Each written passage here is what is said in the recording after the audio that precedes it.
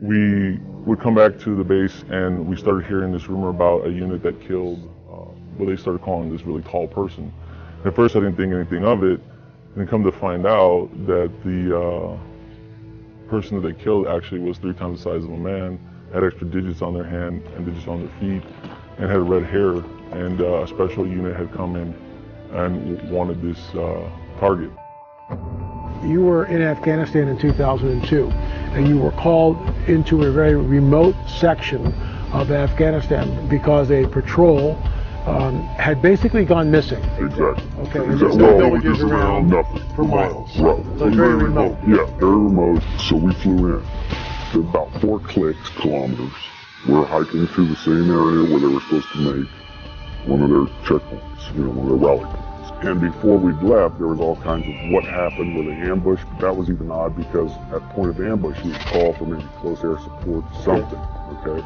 There was no calls made, just off the grid. So we're coming down a mountainside, and it was a nice path, goat path. As we bent around this corner, you could see this opening of the cave. There's a cave as we're coming around. And then I see there's a lot of rocks, which is another oddity, and then bone matter. I'm not close enough to identify what kind of bones, but I did see something I knew was a piece of our communications equipment. So instantly we're thinking ambush, maybe animal, it could be anything. And there was enough room in front of this cave, but it had a sheer drop off. But there was enough room that we actually got into a decent dispersal in case of ambush. You see something coming out of the cave, and it's moving with a speed and agility that catches you off guard. Everybody. And he comes out. It was a man at least 12 to 15 feet in height. This is a monster. Red beard, then his hair was longish, past the shoulder, a scarlet red, and Dan runs at him and starts shooting, which broke all of us into the reality. Because it was so surreal. Now your training is kicking in. Oh yeah, okay. Muscle memory, complete muscle memory. While Dan is moving at him, another bro of mine's laying down fire, and I start firing. He skewers Dan. He's now got him on this pike. It went through him. And he's still got him, and he's coming after more. We all just clicked in. I don't know what it was, but I remember we're all like, shoot him in the face, shoot him in the face. Our weapons components were in force. We had 308s, and we had Barrett 50s. This is sounding longer than it took. We're talking 30 seconds. And he's taking multiple hits, and is still moving.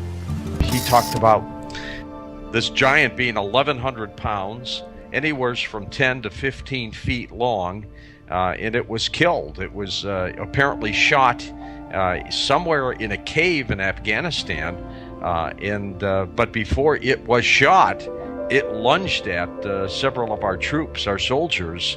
It may have even gorged somebody. It was just a bizarre story, and it just sounds like the Nephilim from the Bible. And you have to assume that the giant is not alone, that the giant is not the only being living on this planet. There's got to be a whole school of them somewhere. Maybe he's got a female mate. Maybe he's got children. Who knows? Unfortunate that he had to attack our soldiers rather than be somewhat peaceful, but I guess that comes with the territory. Dan was dead. Okay, and Wyatt is a good man, probably one of the best men I know, now dead. Before I'd left, they were already starting what they call a 9-line, which is a medevac request. They're sending out a medevac request, then all of a sudden it's not a medevac request. All of a sudden we had a helicopter show up because, like I told you, it was a large precipice and a sheer drop. So the helicopter just came up from the drop. They had dropped netting, which is like cargo netting. It's like squares. We were told we had to bundle him up. and we get another bigger helicopter, but it's almost like a Jolly Green Giant used to look back in the day that could get, you know, through this area. Because the mountains, you gotta remember, Chinooks could only go in certain places because they had enough lift. And so we got him on there. The thing was too big, we couldn't move it. It smelled worse than a skunk. A corpse that's been around for a while. Really foul. Oh, it was like a combination because of the, how do you put that, the persistence of a skunk smell. But once the helicopter came in, dropped its little hook, and off he goes. The communication was sent out that we had a very large possible human creature. There you are in the hills of Afghanistan. How many troop members are you with? We had 6 on my crew. And when we say hills of Afghanistan, for us, we did not fly into the wilderness. We actually flew into a base. I guess this thing was transloaded out of the mountains by a CH-47. What I could see that it did have the 6 fingers. I remember taking my foot up and placing it up next to its foot, and it was extremely large. We estimated at about 12 feet, give or take. What I can tell you is the weight of the thing. Basically, it was approximately 1,500 pounds when it was getting on the aircraft. Now, if you take away the pallet weight and all the rigging that we had to hold this thing down, we figured it was around 1,100 pounds. Of course we're upset. That's a given, okay? We lost a very good guy. But add to that, you're discussing something that even in our after action report, they're saying rewrite it. And we had to rewrite it the way they wanted.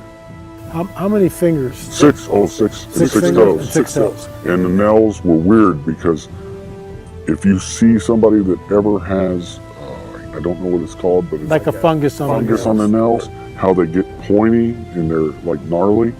That's what they look like. As we showed you in the clip, the radio operator checked in and gave the report, and the unit was told to stand by as Central Command was about to dispatch 2 helicopters to them. They were told that the Giant would be loaded on one of the choppers and then they would follow in the other chopper for debriefing.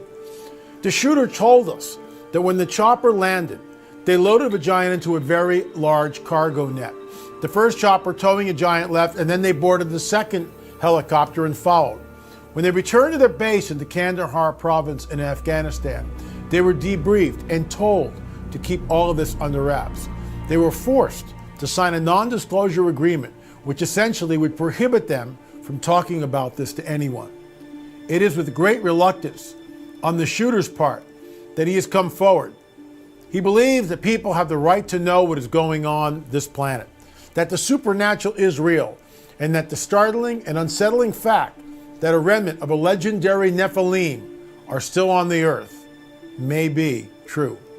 While the shooter's story is certainly fantastic, it does corroborate Stephen Quayle's account that he published years before. And people have a right to know about this stuff.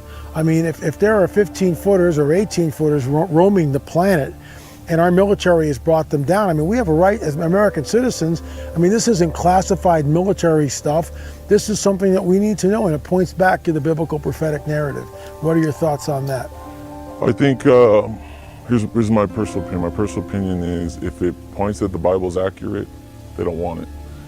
If it goes against Darwinian evolution, it's not to be spoken of. So you're out in the boonies running around looking for high-value targets? Correct. Okay. And we're doing those operations, and as we're getting into firefights, we're getting into different scrimmages, you want to put it that way, we would come back to the base and we started hearing this rumor about a unit that killed this, what they started calling this really tall person. At first I didn't think anything of it, and then come to find out that the person that they killed actually was 3 times the size of a man, had extra digits on their hand and digits on their feet, and had red hair, and a special unit had come in and wanted this target. Well, we'd heard that they had killed this thing inside a cave, or the mouth of a cave, and it was common knowledge among the military to hear this. Now when you say common knowledge, what do you mean? I mean, how does that work? Years later, to come to find out, when I had returned from Afghanistan and had met other military members that had not been there in the operations with me, if you would bring up the giant of Kandahar, they knew about it. When you first hear it, you're thinking like, this has got to be a joke. This has got to be a hoax. But then after things go down a certain way and you keep hearing it, you start to realize it's not a joke. They kept telling us to keep our weapons high, which means normally it's two to the chest, one to the head, but they kept telling us to put it towards a man's head and put it higher. So we would question, why do they want us to shoot higher than a man's head? That's bizarre. It is. Our contact said 2002 is when they shot this 15-footer or taller, and you're now in this, you know, in the service around 2005. This word has gotten out, and what I find interesting here too is that if you're going to create a hoax, I get that, but you got details: 6 fingers, red hair, double rows of teeth, 6 digits on the toes, and of course that brings it right back into what we hear about in the biblical prophetic narrative, specifically the Nephilim. Your thoughts? I agree.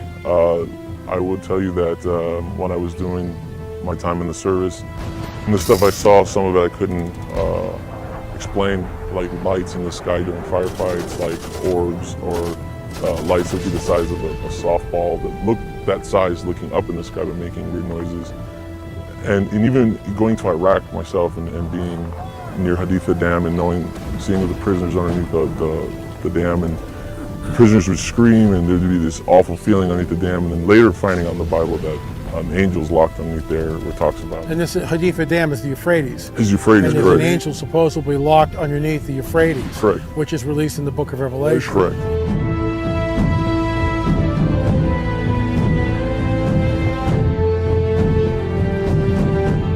That's bizarre. So you're actually at this site, and soldiers are being locked, imprisoned underneath the Haditha Dam, correct, and they're freaking out. They were freaking out. They said they could feel it.